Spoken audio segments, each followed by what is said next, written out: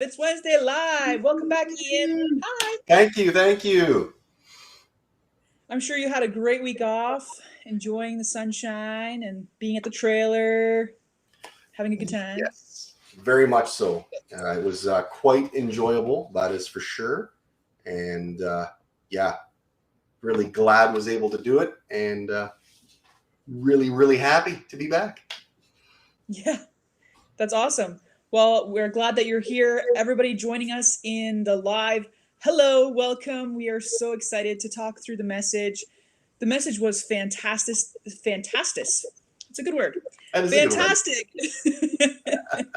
This past week, talking about beans, rice, and Jesus Christ. It was great. Sam was talking about some amazing things that Ian will help us to unpack, and then we're going to go through some questions and let us know that you're here by saying hi in the chat, and we're going to do our best to answer any of these questions. And Yes, Dave just making fun of me on my fantastis. I love the word. We should put it in the Urban Dictionary. Yes, that would be pretty fantastic. Hello, Eva. Welcome. Yes, hi. So yes, Eva is our host, is one of our hosts. So if you see her on there, she's one of our hosts. She'd love to answer your questions and just be a great hostess. With the most. Go ahead, Ian. Oh. Everybody's getting into the lingo today. That's right. Yes. So beans, rice, Jesus Christ is our topic today. And so I'm going to start us off here with a scripture that I think, honestly, is probably one of the pivotal scriptures to do with this message. So we're going to take a look at Luke 7:39-43.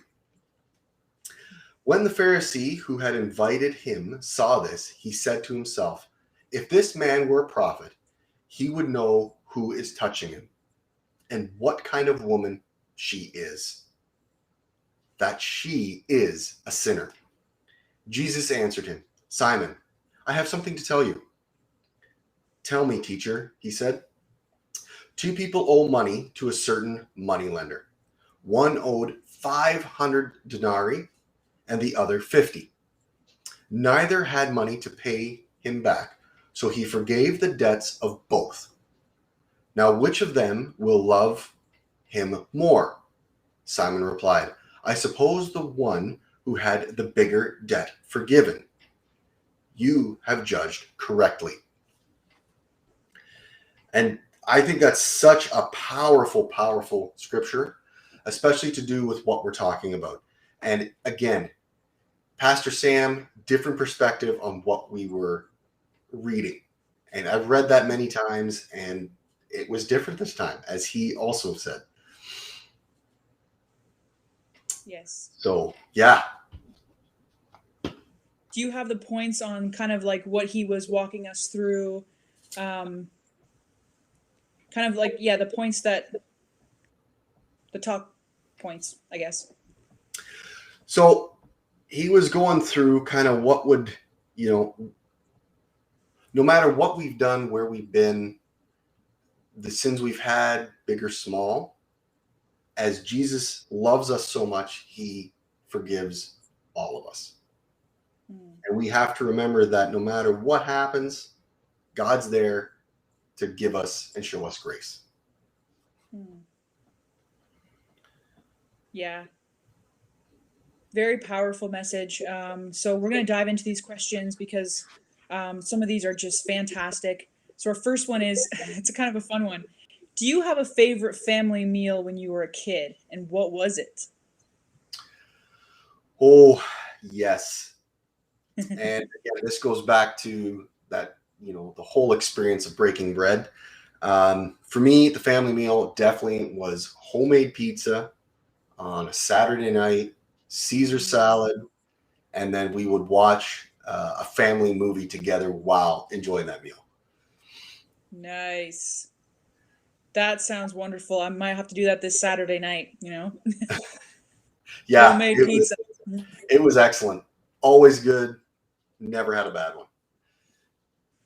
Oh, Dave, don't talk about your chicken and rice casserole. Oh my goodness, my mouth is watering now. That when Dave made that, when I tried that the first time, it was so good. I couldn't stop eating. So I mean, I can't. I Mm, shouldn't eat it. I overeat when I eat that. And Eva, for you, it's lasagna. Yes. 100% I lasagna. think for me, yeah, lasagna is fantastic. For me, it was honestly any of the Mexican meals that my mom made. So we had tacos, enchiladas, gordas, like ugh, so many different kinds of food. And I think just in general, that type of food is my favorite. And it Mhm. brings me back to my childhood and having, yeah, home cooked meals. I don't do very well now that I'm married. I don't do well with making those meals. I don't. It's not that I don't have the skill. It's just I don't know if I'm lazy or I don't know. I just started making them for myself. Oh man, that's funny. Oh man, this question keeps making me so hungry. So we're gonna have to move on before I start drooling here. Question number two is which part of this message was most impactful for you and why? Um, I man, that's a good question. I think Mm, it's just the thought of, we always get caught up in, I've done so many bad things or I've done the wrong thing too many times. And I think getting caught up in realizing that whether it's big, it's small, it's been a lot or not, God forgives. God shows us grace. Even though, we don't, we shouldn't have it, we still get it, you know? And for me, that was a big part of just remembering that, you know, God's always there to help me. And yeah. sometimes I forget that, when you mess up and you kind of forget that the grace is there. And yeah, it was for me that was the most impactful part of that message, just reaffirming and emphasizing how big that is. Yep.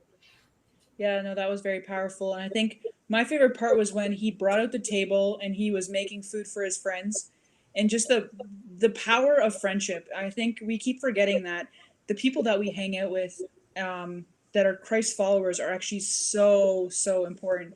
And we can't do life alone, especially when those hard things come along. We cannot do it alone. So I think Hmm. when he touched the guy's shoulders and he's like, this is the impact that you've made on my life. It's like, wow. I don't think I do that enough for the people in my life, appreciate them enough or whatever. And so just seeing that and remembering there are people in my life that I wouldn't be here if I didn't have them. So I think that was huge. And yeah, when he said, I don't think anybody has cooked at Life Church before, I'm like, yes, let's do this. It So looked really good. oh man, the rice was still steaming. I'm like, oh, that actually looks really delicious. I mean, beans rice, that's pretty blah, but the toppings he had for it, Hmm. whew, good stuff. Yeah. Uh, yeah, Dave, you love the part that Sam brought up about his friends and talked about their impact on his life. Yes, totally. It was fantastic. And the difference community can make in our life and the church. And yeah, like Mm. that's why the local church is the hope of the world Yeah. because we are impacting the community that we have around us and around the world. And if we didn't have local churches, we wouldn't be making the impact that we had, right? Yeah. So Yeah. very I like that powerful. one, that the comment from Eva there about passing the salt, and that the salt, those people around us can really influence us and really can help us get through those hard things, and also can Yeah. encourage us to do more and to be better. And yeah, that's a big one too. Yeah, exactly. That's fantastic. So we're going to head on to question number three. Mm, Pastor Sam shared that people are experiencing crippling isolation, increased separation, and ongoing division. Of these three things, which one do you struggle with the most? And how can we as a church help support you? Wow. ooh, I think, man, it's a hard one because that's like two of them for me. Is like a separation and a division. Mm, It's not necessarily specifically COVID stuff, but I think for me, as a Christian, I'm seeing more division, um, through Christians, that we're being Mm. almost segregated or pushed away or isolated from the rest of the population, maybe more here in Canada as things continue to change. I find that being, kind of pushed away. And so for me, it's standing firm in my faith and knowing that God's got me and I'm in the right direction that God has for me. And so I think for support from the church would just be prayer and constant encouragement that I'm in the right spot, that I'm doing what I need to do by standing firm and not giving in or folding into what society wants us to be or expects us to be, and standing firm in what God says we need to be. Yeah, totally. That's very powerful, because I think if we're not speaking into each other's lives, like if I'm not saying to you, Ian, I mean, there's other people in your life as well, but like Yeah. just seeing that in you and being able to speak that into you, yeah, we need more of that. And as Dave was saying, we're like being physically apart has been so hard to watch people kind of drift. Mm-hmm. To say, like, you're serving, you're joining church every week, like encouraging people where they're at, Yeah. because we always see the negative, we always see where we fall short, and if we're not encouraging each other, we just feel the pressure of that. And I think I'm the same with you, Ian, just getting more encouragement that way from people, knowing that we're on the right track, and maybe even saying, like, actually, it looks like you are isolating yourself a little bit too much, whatever that might be. Because I've felt that a little bit, is like the isolation, and then the separation, like the physical separation that Dave was talking about. Yep. That, like, we've been separated for so long that I'm almost okay with being alone with just me and my husband, and it's just, that's not okay. Yep. I need other people in my life. I have my life group as well, but I need other people um, outside of that as well to encourage me, to speak life into me, like all of those good things. And yeah, we need each other for sure. Yeah, like being, physically isolated, apart from each other. As you're saying, Yeah. it's easy to stay in that rut of stay by myself with my, me, my husband, me, my wife, my immediate family. And it's almost awkward to go back to meeting people. It feels almost awkward. Mm, At least for me, it's been a little awkward. Like, do I go? Do I not? Like, how do I interact anymore? Because it's been so long. And then, that's right. for some people, that might be a point of, well, I'll just stay by myself. But really, we need that community. That's a big part of That's what we need as a community to grow and to continue to stay connected and stay strong with each other. Yeah, definitely. Just looking at these comments here, Dave, you're seeing so many people struggling and hurting, and so often on their own, and it is really heartbreaking. We need it to encourage each other to spend time with one another. And Eva, I love that it's the isolation for you. COVID has caused you to become more of a homegirl, and you really need to fight against that and still go out. Um, your desires to stay in, but not to be around people, is very strong. I totally get that. We need to Yep. fight past that, and we need other people in our life to actually help us to get out of that and to remind us why we need each other. And so, yeah, I love that. Mm-hmm. And Dave saying, praying that if we encourage and speak into people's lives and choices, they will make a change and get the connection and support they need. Yep. Yes. And another thing that, like, that brings me to is we need to be open with each other, to say, like, I'm feeling isolated, or I'm pulling back, I'm noticing I'm not in the right place, like, to be vulnerable with people as well, to say, Yep. like, I need you. Yeah. Um, Even that in itself can be a certain challenge for sure. And yes. especially if you're already, leaning towards I'm more introverted anyway, it's easy to stay in that area. Yep. But yeah, it can be a certain challenge, but with the right Yeah. encouragement and again, the right people around you, you can really rise above those feelings that we That's know right. are not true and that we need to be Yep. in that community. Yeah, I love that. The feelings lie. That we shouldn't always believe them, that's for sure. Yeah, So good. So we're gonna head on to the last question, because again, time is just flying past. we could spend an hour doing this, I'm sure. Oh, definitely. So let's share about a difficult time in our life where we still experience the peace of God. What was that experience like, and how did the community play a role in that season? Oh man. Um, let's see here. I guess for me, a difficult time, experience peace of God would have been with my son. Um, him going through all the medical stuff for 5 years with dialysis and building up to kidney transplant, and um, just knowing it was hard, it was difficult, it was a struggle. Um, Yep. Struggling with God. Where's God? Where is He? Why isn't He fixing things? Why isn't and just having prayer about that, and getting a piece of, no, this is the plan, this is the direction you need to go, even though it is difficult. And the big verse for me through that was just perseverance, and perseverance Mm. produces strength, and it gets you through those hard times. And Yep. for me, that was it was a difficult time, but looking back now, it was definitely the direction we needed to go. It helped us to build a Mm. stronger community with our church family, as well as making new connections with other families that we never would have met. And for me, that was, yeah, it was excellent to know that God was with us through that experience and guiding us to the people we needed to be around, and helping us to be, with people that will support us through all that difficulty.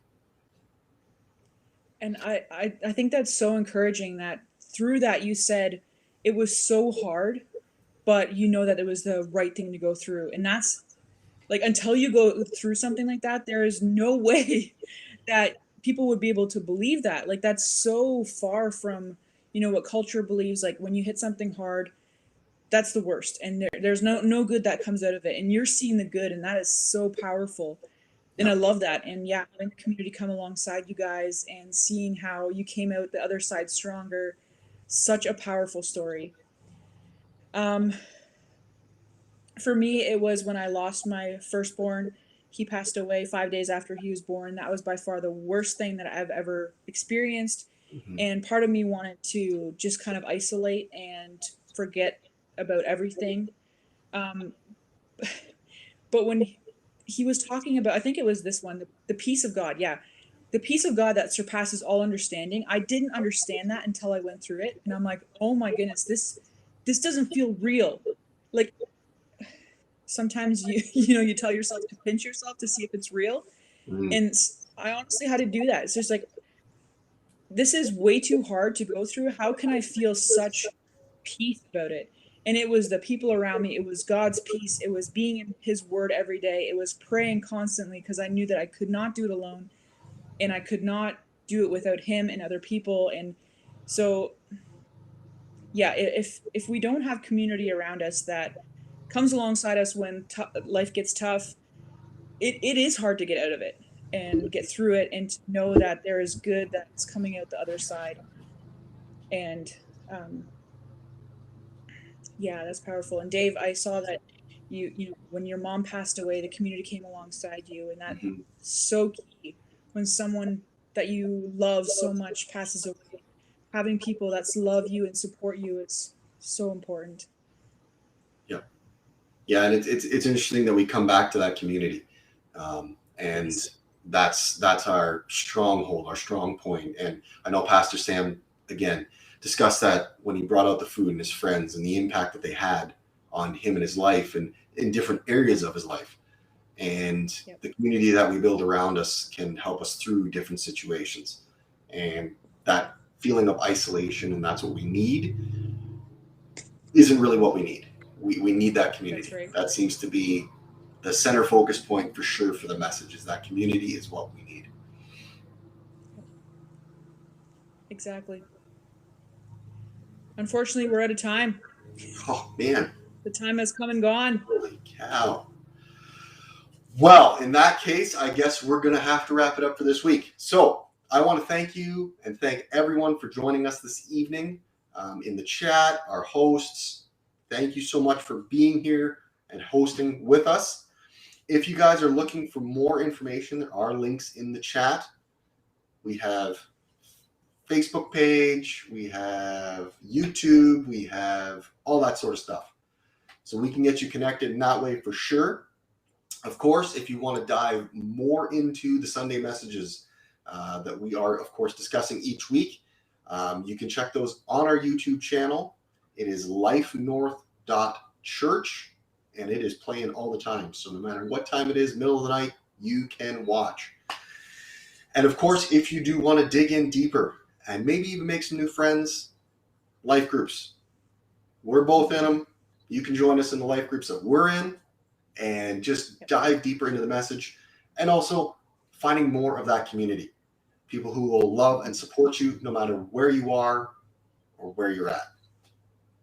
So I want to invite you all back, of course, next week, Wednesday, 5:40, same time, same channel. We will be here. So, as we like to end, whoever finds God finds life. Finds life.